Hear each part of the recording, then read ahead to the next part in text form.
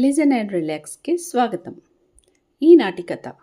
రామాపురం వచ్చిన ఒక సాధువుకు భీమయ్య అనే ఒక పేదవాడు నమస్కరించి, అయ్యా, నాకెవరు లేరు, ఏ బతుకు తెరువు లేదు, నన్ను మీ శిష్యుడిగా అంగీకరించండి అన్నాడు.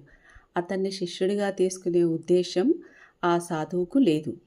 ఇంతలో ఒక జింక దాని శరీరాన్ని చెట్టుకేసి రుద్దుకోవడం కనిపించింది. భీమయ్యకు దాన్ని చూపించి అదేం చేస్తోంది అని అడిగాడు. ఒంటిని చెట్టుకేసి రుద్దుకుంటోంది అని చెప్పాడు భీమయ్య.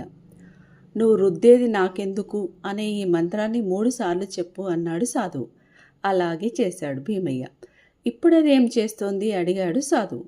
వెళ్ళిపోతోంది అనడంతో నువ్వు పొయ్యేది నాకెరుకే అని 3 సార్లు చెప్పమన్నాడు సాధువు.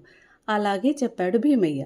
ఈ జింక మంత్రాన్ని జపిస్తుంటే కష్టాలన్నీ పోతాయి అన్నాడు సాధువు. సరేనంటూ ఆ మంత్రాన్ని పఠిస్తూ ఒక రాజ్యానికి చేరుకున్నాడు భీమయ్య. ఆ రాజ్యంలో రాజుకు వారసులు లేకపోవడంతో తాను గద్దెనెక్కే అవకాశం కోసం ఎదురు చూడసాగాడు ఒక మంత్రి.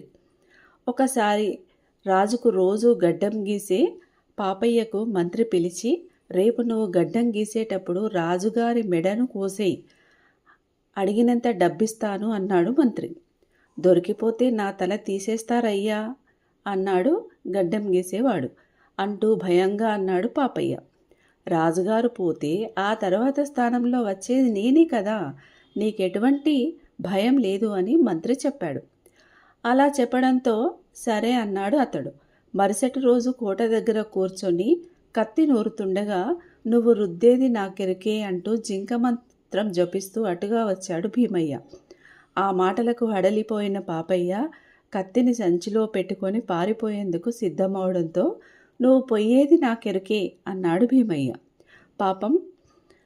పాపయ్య పారిపోవడాన్ని గమనించిన రాజు బంధించి సభకు తీసుకురమ్మని ఆదేశించాడు. రాజు సభలో ఉండగా పాపయ్యను ప్రవేశపెట్టారు భటులు. ఎందుకు పరిగెత్తుతున్నావని రాజు ప్రశ్నించడంతో కుట్ర విషయం బయట పెట్టాడు అతడు.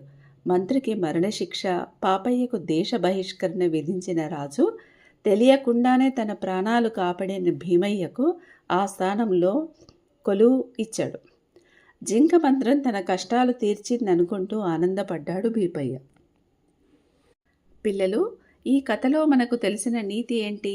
మన లోపల మంచితనం ఉంటే, మనం మంచి పనులు చేస్తుంటే మనకు తెలియకుండానే మనకు మంచి అనేది జరిగిపోతుందనే అర్థం. ఓకే, ధన్యవాదాలు.